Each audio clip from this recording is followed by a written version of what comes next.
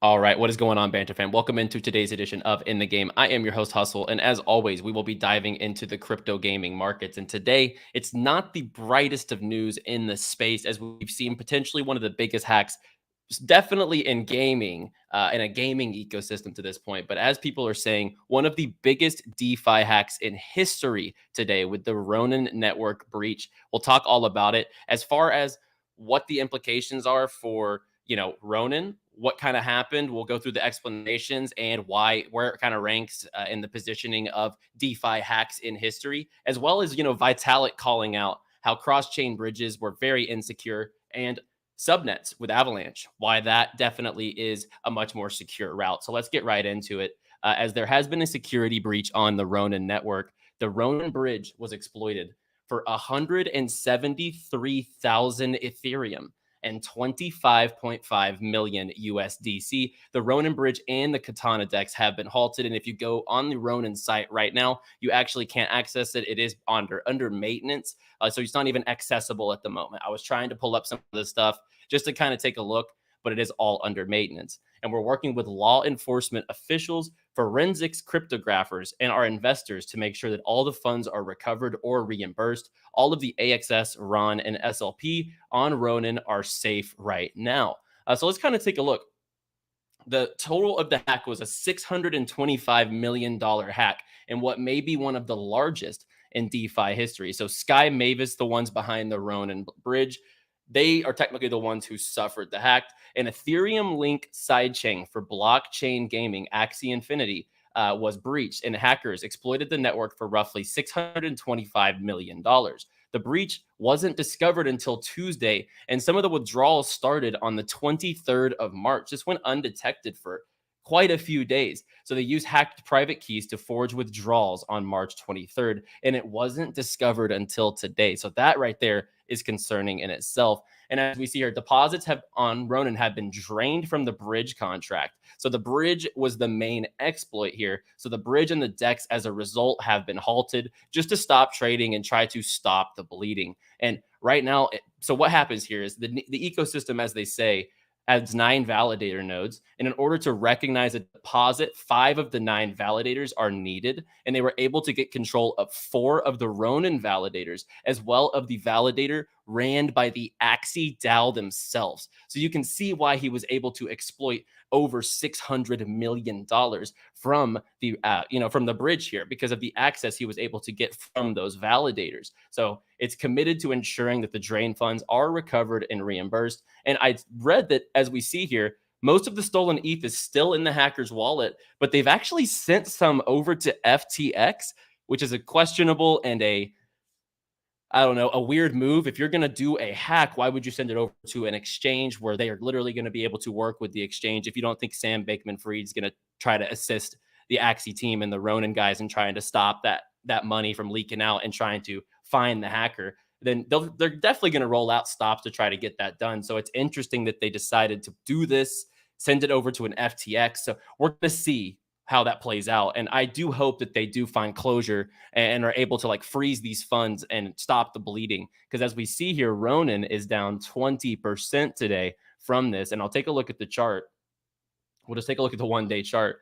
The announcement of the exploit, and then we have this massive wick downwards. And, it's really taken a hit. We can't even see. I haven't been able to access the TVL, ever since the hack, because it's all the maintenance is going on the Ronin bridge, the Katana DEX and stuff like that, where you can access these numbers. But just to give you a scale, this is a side chain of Ethereum that was processing 10 million wallets, 300 million total transactions, and 12.3 million blocks. So this was a highly, highly utilized and capable chain. So what happened here?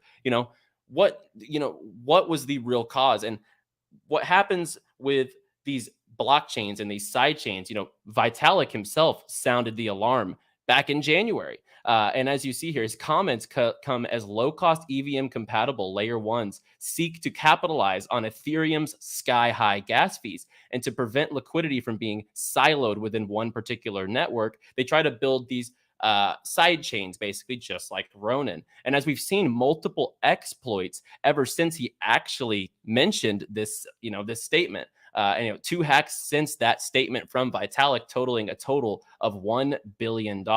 And the bridge here is what was exploited. So the bridge obviously has a lot of funding behind it to be able to facilitate transactions from one blockchain to another, just like a coin or any project has liquidity behind it. So very interesting to see the developments here. And I want to show you the wallet itself. Becker tweeted, so someone executed a $600 million exploit on the Ronin network, what the Axie network runs on. And here's his wallet. He says, holy literal what? So they already have it flagged. The wallet is flagged. So the address is reported to be involved with a hack targeting the Ronin bridge. They've already flagged the wallet. He has 175,000 Ethereum, 175,000 Ethereum, totaling $598 million still left in his wallet. And he has transferred some over to FTX. So they're already tracking this wallet. I'm sure that they've literally been able to get in contact on where these funds were sent from this address. That's going to be an easy fix. And if he's KYC'd on FTX, you definitely have to imagine that they're going to be able to actually be able to recover these funds. And I think that this just goes as a warning sign. This just goes as a warning sign that when you're trying to develop your very own sidechain in itself, without really using the capabilities of the developers of the blockchain, I think that's where these hacks and the security issues could come into play. Because we'll go back to where Vitalik was mentioning, where even 99% of the hash power or stake wants to take away your ETH. Everyone running a node would just follow the chain with the remaining 1%, because it's only the blocks follow the protocol rules. He's added that the Ethereum-based applications, while a 51% hack could censor or revert the protocol, the incident will still result in a consistent state, meaning that the account balances could not be lost. So if there's any money lost here in the Ronin hack, for example, then that immediately shows some of the flaws in building these Ethereum sidechains potentially in-house and on your own chain. Because Ronin, it's really high functioning. There's nothing wrong with the blockchain, but there was clearly a security issue baked in. And that's why I do think that the subnet narrative coming up with Avalanche will actually change things in the future, because they're actually going to be able to be backed by layer ones, the same security, the same capability, transaction throughput, all that good stuff. But at the same time, you're on your own chain powered by that blockchain. So it's a no-brainer in my opinion. And this just boosts subnets even further, right? So we're seeing this occur. The Ronin network suffers today a $600 million exploit. Avalanche subnets launch literally tomorrow, backed by a layer one blockchain in Avalanche, which is specialized for game economies, which is going to be utilizing the Joule token as gas, which is going to be utilizing the TUS token as gas, but it's going to be EVM compatible straight through Avalanche via their subnet capabilities. It's going to be using the exact same tech, the exact same processing, everything the same, just on their own chain. And that's what's so bullish about this versus what we just saw happen with the Ronin network. And to this point, the network was looking, fantastic for Ronin. This is probably one of the first big hiccups in the network for Ronin, but this right here is a big enough hiccup to show that the subnet capability in-house with these layer one blockchains is definitely the way to go. And we have DeFi Kingdom's Crystal Veil literally launching on March 30th. So tomorrow on the stream, I'll be able to actually come onto here and show you what I think will actually be the future when it's their own blockchain based off of a layer one. So we'll talk about that. And this is off the back of Avalanche funding $290 million to promote subnet development. So that's what I'm talking about. So you have Vitalik sounding off on a lot of projects trying to kind of spin off the blockchain and spin off these cross-chain bridges, for example, and kind of make their own way. But then we see these exploits. This is, as much as this happens in crypto, this is an insane amount of money to be exploited from any platform. As they say, one of the biggest DeFi hacks in history. But if Avalanche's funds, Avalanche's technology, and everything is behind it, this is exactly the future of gaming for anyone who wants to utilize their own subnet or their own blockchain capabilities without putting their security risk on the line especially a big player like Axie. It's just surprising to see that the laces weren't tied and the T's weren't crossed and the I's weren't dotted behind the scenes to make sure that this type of thing just didn't happen. So on the flip side, you're having Avalanche funding the Web3 devs to put their sub networks right on their own chain. And tomorrow we have DeFi Kingdom blockchain launching. Then we have Swimmer Network launching, which is Krabata's subnet. So we're immediately about to see, as of tomorrow, we have DeFi Kingdom's blockchain launching. So I'll be able to come on to here and show you what I actually think is going to be the sustainable method for a cross-chain mechanism via these subnets that is going to actually be able to pave the way for the future. But when you just take a look in totality, let's take a look at the Ronin token here, and I'm going to refresh to get the latest price. We're sitting at a $270 million market cap, still at a $1.8 billion fully diluted. If you are invested in Ronin, this is probably, hacks are typically a good time to buy tokens, right? After a hack has traditionally been a pretty decent time to buy into tokens. I myself am not adding more Ronin tokens. I don't have an interest in picking up Ron. You have to pick it up mostly through the DEX on their platform anyway. So I will not be adding Ron right now.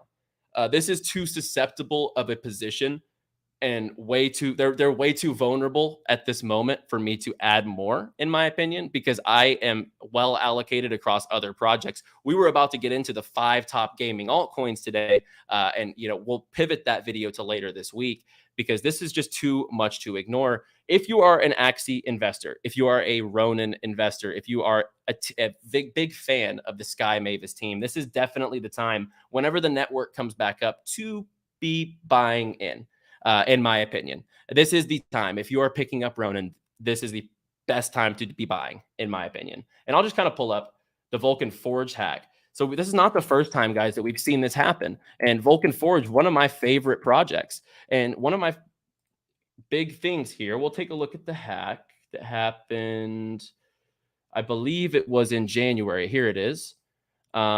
This was the hack.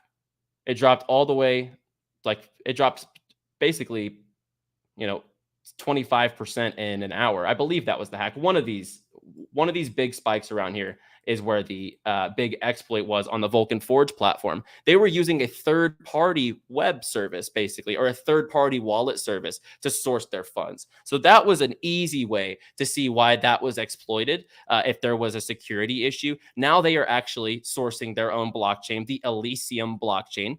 So that is their solution, and where they are trying to pivot to take things with the Vulcan Forge ecosystem to make that sustainable. So we'll see how Ronin bounces back here with their Ron blockchain because Vulcan Forge is moving towards their own chain. Ron now has to fix this, and we'll see if they're able to stop the hacker, which I actually do think they will be able to. If he's KYC'd on FTX, I do think that's probably a pretty easy stop, and we'll probably be able to see that be caught.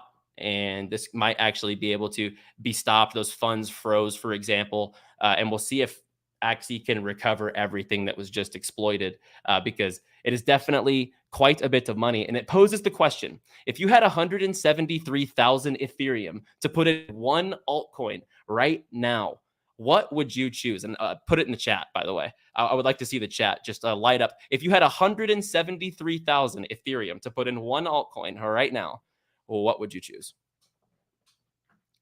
We'll give it like 30 seconds. I just want to kind of see some of the answers here. We got Moon River. We got Dr. Funk with the 1-up. Shout out. Axie. We got Rune, Vera, Ronin, Ultra, IMX, Theta. Okay, I love it. Jewel. Okay, Ultra. Love it. Phantom. Mover again. Keep them in Ethereum. Bitcoin. Link. Theta. I love it. We're seeing a lot of gaming tokens. We're seeing a lot of layer ones powering gaming tokens. Or Jewel if Crystal isn't ready. Yeah, I think Jewel's so bullish heading into the DFK chain, for example. Awesome, guys. Center. There we go. So yeah, I don't know if I'm putting 173 Ethereum into one altcoin at this very, very moment. I would probably put it into, I'm going to go a little more degen. I'm going to put it into Ultra because I do think that that's going to be eventually a multi-billion dollar project. And I think it's one of the safest low risk bets in gaming for the future, because they will be sourcing not only 30 plus games, but they'll also have 100 plus publishers, which they did mention on the interview, the exclusive interview we had with Ultra. So 100 publishers, do the math. Each publisher has at least one game. Most publishers have multiple games. So my 173,000 Ethereum bet would be Ultra myself. So I'm going to close it out there, guys. I'm going to keep an eye on this, and we might have to touch back on this, especially when the subnets launch, and we'll see what the subnets did right that maybe Ronin obviously undercapitalized on. And it's not anything they undercapitalized on. As I mentioned, up to this point, everything was pretty laced up.